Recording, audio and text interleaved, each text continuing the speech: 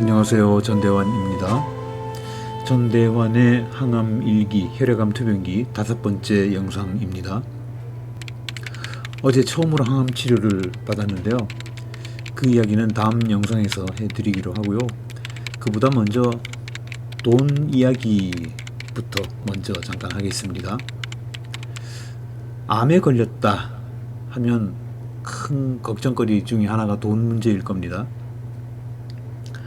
암 투병 중이신 다른 분들은 어떠셨는지 모르겠습니다만은 암 진단을 받은 뒤에 적어도 저한테는 돈 문제가 가장 큰 걱정거리였습니다. 저는 지금 이 순간 생명이 끊어져도 미련이 전혀 없습니다. 진짜야 하실지 모르지만 사실입니다. 이제 은퇴도 얼마 안 남았고요.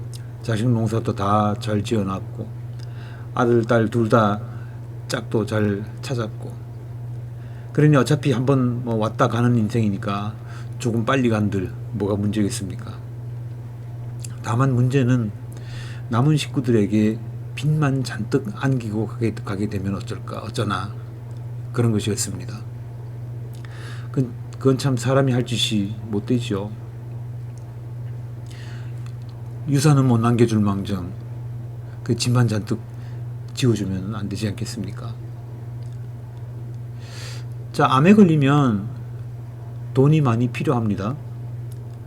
근데 사실 병원이 내는 치료비는 생각보다 크지 않아요. 게다가 중증암으로 인정을 받으면 모든 치료비에서 환자 부담은 5%밖에 안 됩니다. 나머지 95%는 국가에서 부담해줘요. 이거 대단히 큰 겁니다. 예를 들어서 제가 골수 검사를 전에 했는데요. 총 비용이 대충 한 300만 원 나왔던 것 같아요. 그 중에서 제가 낸 금액은 15만 원 정도였습니다. 그러니까 토탈 암 치료를 하는데 토탈 2천만 원에 해당하는 치료를 받는다고 하더라도 개인 부담은 100만 원 안팎이죠. 어제도 하루 종일 온종일 항암 치료를 받았는데요.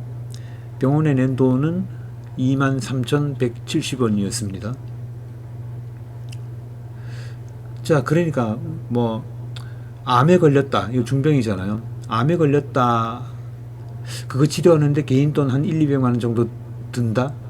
이 정도면 충분히 납득할 만한 수준 아니겠습니까? 근데 문제는 치료비가 아니에요. 제가 그동안 그 중소 IT 회사에 다니고 있었는데요. 출근하지 않고 파트타임으로 집에서 일할 수 있는 조건이었습니다. 2년째 일하면서 사장님 얼굴을 한 번도 못 봤어요. 그러면서도 충분히 일 처리는 잘 했었죠. 회사도 저도 만족하는 그런 상황이었습니다. 암 진단을 받고 나서 그냥 지나가기가 좀 해서 사장님한테 메시지를 보냈죠. 사장님, 제가 사실은 몸이 안 좋아서 그만두는 게 어떨까 싶습니다. 이렇게 말씀을 드리니까 그 사장님이 하시는 말씀이 그 회사에서 봐줄 수 있는 그 편의는 다 봐줄 테니까 계속 할 수 있는 데까지 일을 하라고 그래요. 근무 시간도 자유롭게 해도 되고 병원 가는 날은 빠져도 좋고, 그러면서 원래 연차가 15개 정도가 있는데 거기다가 포상휴가라면서 연차 10개를 더 얹어 주셨어요. 그래서 일을 계속하면서 치료를 받아도 되겠구나 그렇게 생각을 했었죠. 근데 갑자기 치료 방법이 바뀐 거예요.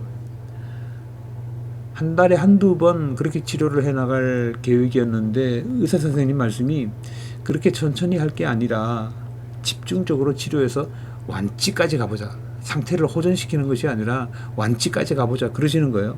그래서 이제 어제부터 12주 스케줄로 일주일에 3번씩 항암 치료를 받기로 한 겁니다. 자, 이렇게 되니까 한 달에 한두 번 빠지는 거야 문제가 아니지만 일주일에 3번 빠지는 거 이거는 안 되잖아요. 그래서 지난 9월 9일 어쩔 수 없이 퇴사를 했습니다. 제 주 수입원이 날아간 거죠. 뭐 거기까지는 제가 환자니까 이해한다고 치고, 항암 치료 스케줄을 받고 보니까 이게 보통 일이 아니에요. 매주 월수금 3번씩 검사 시간까지 포함해서 하루에 7, 8시간. 이것만 해도 벅찬데, 저 같은 경우는 집이 제 방이잖아요. 서울까지 왕래해야 하는데 그것도 큰 일이었습니다. 반드시 보호자가 필요한 상황이었어요.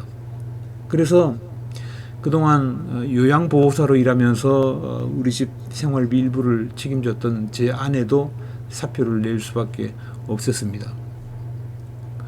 이제 우리 집에서 얻을 수 있는 수입이라고는 교회에서 사례로 받는 한 달에 몇십만 원 정도 되는 게 전부였습니다.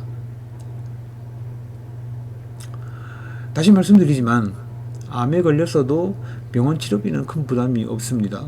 국가에서 대부분 부담해 주니까요. 문제는 환자 본인이 일을 못하게 된다는 것입니다. 이거 상당한 경제적인 압박이죠. 거기다가 보호자가 필요해서 배우자까지 일을 그만둬야 하는 상황이라면 이건 정말 막막합니다. 거기다가 생활비는 평소보다 몇 배가 더 들어요. 마트에서 장을 봐야 하는 것도 많아지고요. 지방에서 서울까지 교통비 그리고 부대 비용 이거 만만치 않습니다. 그런데 다행스럽게도 정말 감사하게도 그나마 저는 돈 문제에 있어서는 숨통이 조금 튀었습니다. 오래전에 그 가까운 분의 권유로 실손보험을 하나 들어놓은 게 있는데요. 보험회사에서 암 진단비 그러면서 1천만 원을 줬습니다. 그리고 제가 교회 목사인데요. 우리 교회가 소속되어 있는 노회에서 가난한 교회 목사가 중병에 걸렸다. 그러면서 노회 결의로 1천만 원을 줬습니다. 얼마나 감사한 일인지 모릅니다. 제가 아프고 나서부터 전화, 문자, 메시지 이런 게 꽤 많이 오는데요. 힘내라고, 얼른 일어나라고, 꼭 완쾌할 거라고 주로 이렇게 힘을 주는 내용입니다. 한번 찾아오겠다고 하는 분들도 적지 않습니다. 그래서 제가 페이스북에다가 글을 하나 썼죠. 저를 아껴주시고 사랑해주시는 여러분, 문병을 오고 싶어 하시는 분들이 계신 것 같은데 양해의 말씀을 드릴게요. 말씀만으로도 충분히 고맙습니다. 제 상태가 솔직히 말씀드리면 지금 에너지 고갈 지경인지라 손님 맞이도 사실은 쉽지가 않아요.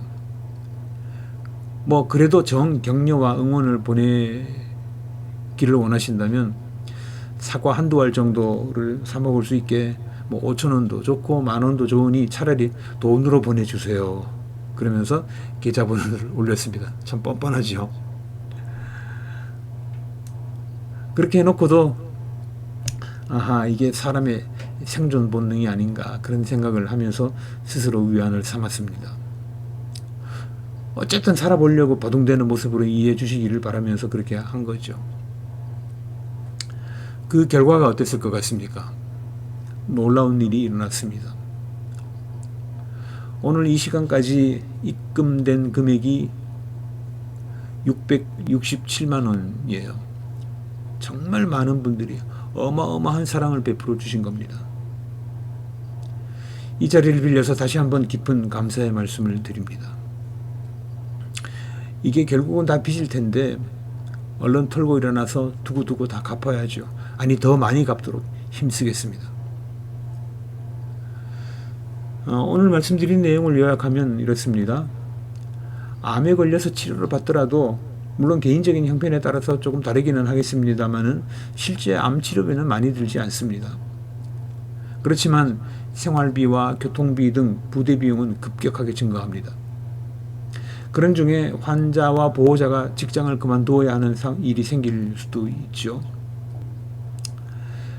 경제적인 여유가 없는 분이라면 청천벽력일 겁니다. 그런 때 저는 제 가까운 분들에게 SOS를 쳤습니다. 여러분도 그렇게 한번 해보시는 게 어떨까 싶습니다. 그렇게 해서 도움을 받으면 그게 다 빚이기는 하지만 일단 살고 봐야 하지 않겠습니까? 그리고 얼른 완쾌돼서 몇 배로 갚아야죠. 오늘은 여기까지 하겠습니다. 어제 새벽에 서울 가서 항암 치료를 받고 돌아왔는데요. 다음 영상에서는 그 이야기를 하겠습니다. 여러분 고맙습니다. 구독 버튼과 좋아요 버튼 그리고 알람 버튼까지 눌러주신다면 더 크게 더 많이 기쁠 겁니다. 감사합니다. 늘 건강하십시오.